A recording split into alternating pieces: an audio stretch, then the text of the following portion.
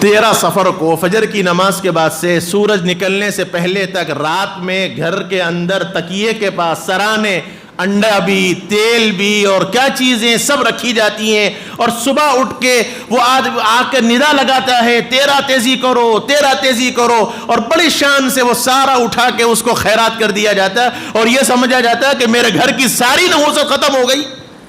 وہ بیچارہ مانگنے والا سارے محلے کی نحوست کھا کے اسے تو کچھ نہیں ہو رہا، لیکن میں اپنے گھر کی نحوست دے کے یہ سمجھ رہا ہوں کہ صاحب میرے گھر کی نحوست ختم ہو گئی۔ عقیدے کی کمزوری ہے، ایمان کی کمزوری ہے۔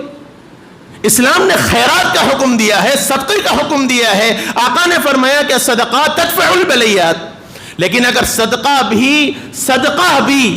میری بات بہت سمجھیں، صدقہ بھی اگر کسی دفعیے کے واسطے کیا جائے تو کار ثواب ہے، دفعیہ ہوگا، لیکن صدقہ بھی اگر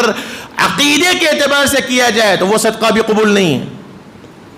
اگر صدقہ میں اس نیت سے کروں گا کہ صاحب میرے گھر کی ساری نحوستیں وہ انڈے اور تیل پہ ختم ہو گئی، تو پھر سوچنا چاہیے کہ پھر آگے آنے والے حالات میں جو مصیبتیں آئیں گی وہ کیا ہوں گی۔ ان لوگوں کا تو مانگنے کا طریقہ ہے بیچاروں کا، ان کا گھر چلتا ہے اسی پہ،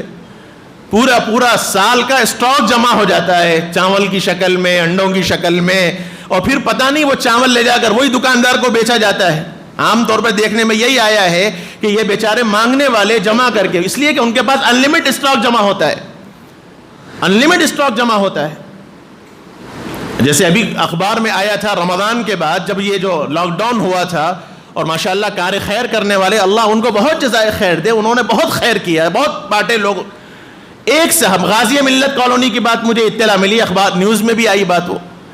کہ باضابطہ حکومت کے لوگوں نے ریڈ کیا ایک مکان پر، تو 100 کنٹل چاول ایک مکان سے نکلا، اور تحقیق کرنے پر معلوم ہوا کہ لوگوں نے لا کر وہاں بیچا اس آدمی کو، اور اس نے جمع کیا تاکہ بعد میں اسی چاول کو بیچے۔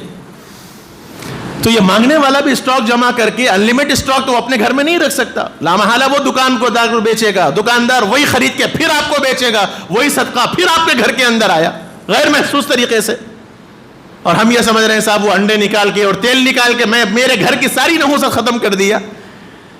میرے بھائیوں، عقیدوں کو بنانے کی ضرورت ہے، اس سے کچھ ہونے والا نہیں۔ آپ صدقہ ضرور کیجئے، اللہ تعالیٰ آپ کے بلائیات کو ضرور ٹالے گا، لیکن اس عقیدے کے ساتھ اگر میں کرتا ہوں تو وہ سوائے میرے اوپر وبال کے کوئی اور چیز نہیں ہو۔